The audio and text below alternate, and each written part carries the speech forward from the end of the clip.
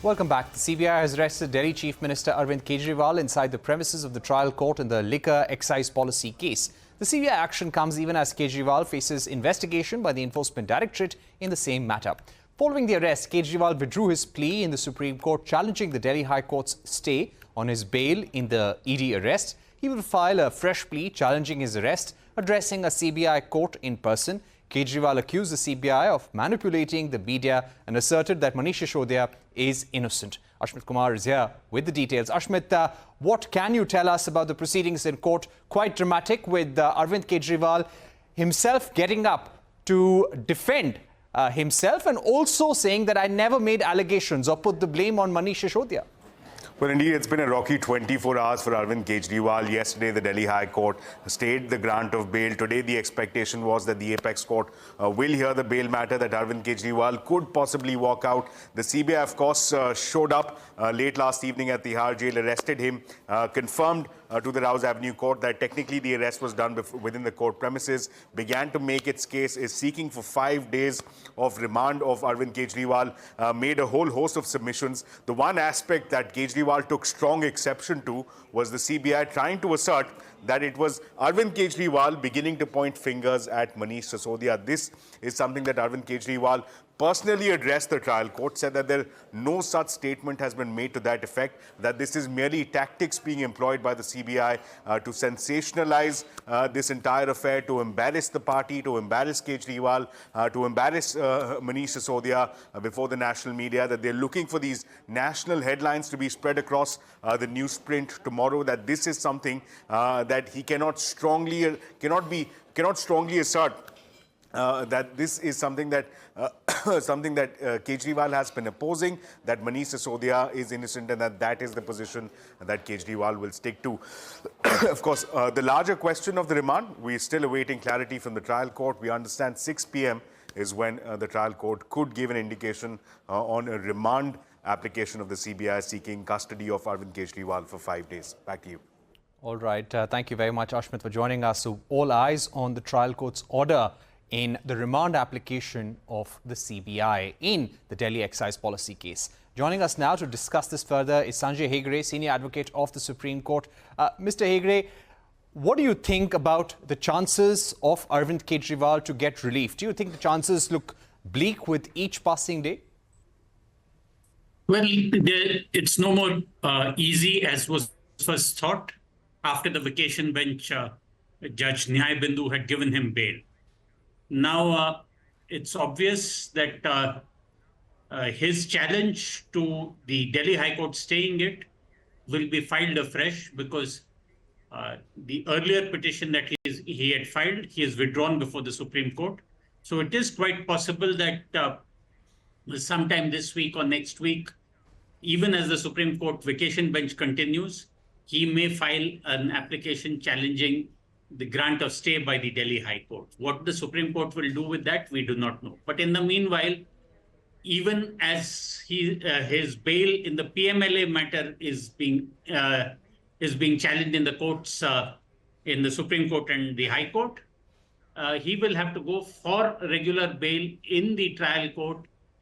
But the trial court in the CBI matter, which is the predicate offense, but the trial court will possibly consider that bail petition in its own time after it decides the question of police remand. Supposing it remands him to police custody and the police have some investigation to do, and afterwards they come back and say, we finished our investigation, we do not anymore need his remand. That's if the CBI comes back and says that. It's only thereafter that normally the trial court considers the question of whether to grant him bail or not. But the difference here is this, that as far as the CBI court is concerned, it will not have to the twin bail conditions which confront the PMLA court. It's an ordinary case of bail before the CBI court. The CBI court will just consider questions like flight risk or what conditions to impose. So getting bail in this matter may not be as difficult as getting bail in the PMLA matter. Right. even though, like you said, when it comes to bail, only things that are considered is whether you're a risk to society, whether you may tamper with evidence, or whether you may try to influence witnesses, or you may try to leave the country for that matter, or flee. But when it comes to the core evidence on paper, while both the cases, the CBI case, which is dealing with corruption in the Delhi excise policy case, and the ED case, which deals with money laundering, how is the evidence really to go forward, and what will be the test of evidence in these cases? See, the CBI case is an ordinary case of corruption. The same allegations that some 100 crores were received, which were used up in Goa, etc., etc., etc. What would the evidence be there as to the actual receipt of the money, as to the who received the money, was the party aware of it, and was Mr. Kejriwal as the head of the party aware of it? That's one set of facts. The PMLA case arises from the Enforcement Directorate's assertion that this money became the proceeds of crime, and that the proceeds of crime were layered and integrated to cause money laundering. So that's a different set of facts.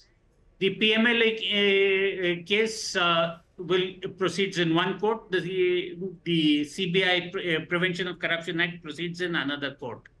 Both arise from the same set of facts, but the CBI case is the underlying case, often called the predicate offense. If he is acquitted in the CBI case, then there is no case for him to answer in the PMLA. As to when these matters come up to trial, I would not hazard a guess. Neither prosecuting agency seems to be in any great hurry to bring matters to a trial.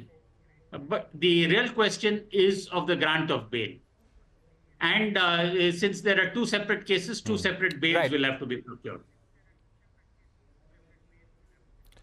When it comes to past precedent in the Supreme Court, when it comes to bail, in Enforcement Directorate matters relating to PMLA and cases of corruption, how do you think the Supreme Court is going to look at these matters? Will there be, of course, there will have to be separate hearings because there are separate cases, but how can the Supreme Court take a larger view of the matter? Is there any kind of precedent to this? See, there is no barrier to the Supreme Court considering anything. It can consider matters directly from even the trial court. But as a matter of normal practice and procedure, the Supreme Court tells petitioners before it, to exhaust every other remedy before they finally come to the Supreme Court. So while the matter regarding the stay of the bail granted by the trial court was pending in the Supreme Court till today, and will probably fresh proceedings will be instituted, the Supreme Court will consider the PMLA matter. It may well be that the CBI matter will have to traverse the trial court, then the High Court, and then come to the Supreme Court. Right. Thank you very much, Mr. Hegde, for joining us on the program, giving us your view on the arguments made so far, the evidence, and what really could be the course of action in the next few days. We are awaiting the final orders of the trial court. That's all we have time for here on News Center. Thank you for watching. Goodbye.